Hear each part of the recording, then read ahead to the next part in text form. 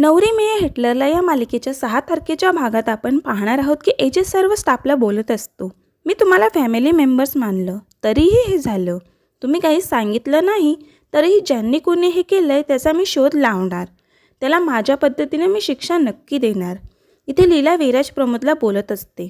मला तुमच्याकडून ही अपेक्षा नव्हती. मला मान्य आहे तुम्हाला एजंटच्या काही गोष्टी पटत नाहीत, पण असं काही करतील असं वाटलं नव्हतं.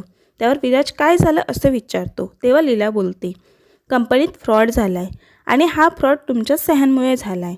हे सर्व एजे ऐकतात. एजे तिघांनाही केबिनमध्ये बोलवतात.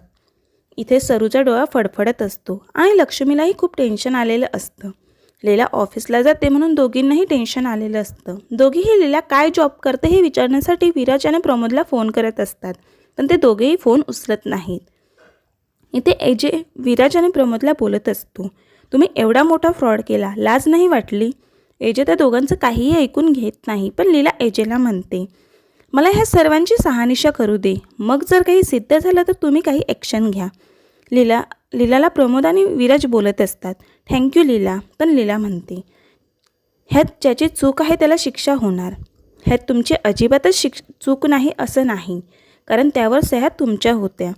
आपल्या सह्यांचा गैरवापर होऊ शकतो इतकी साधी गोष्ट तुमच्या लक्षात आली नाही. त्यावर प्रमोद बोलतो, बाबांची कंपनी सोडून आम्हाला 2 महिने झालेत, मग ह्यात आमची काही चूक?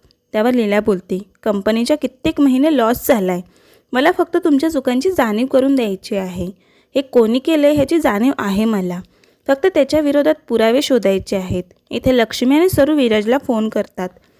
दोघेही बोलत असतात. तुम्ही असं काहीतरी करा ज्यामुळे लीलाला एजे ऑफिसमधून हकलून देतील. पण विराज सरूला बोलतो, गप्प बस सरू. लीलामुळे आम्ही मोठ्या प्रॉब्लेममधून वाचलो. आज ती होती म्हणून बाबांनी आमच्यावर काही ॲक्शन नाही घेतली. दोघेही फोन कट करतात. एजे लीलाला बोलत असतो, विराज प्रमोदला वाचवण्याची काय गरज होती? पण लीला सांगते, मला समजलंय खरा गुन्हेगार कोण आहे. तितकेच बोडकर येतो. बोडकर एजेंना बोलतो, हे सर्व मी केलंय, मला माफ करा. मला पैशांची गरज होती म्हणून मी हे केलं.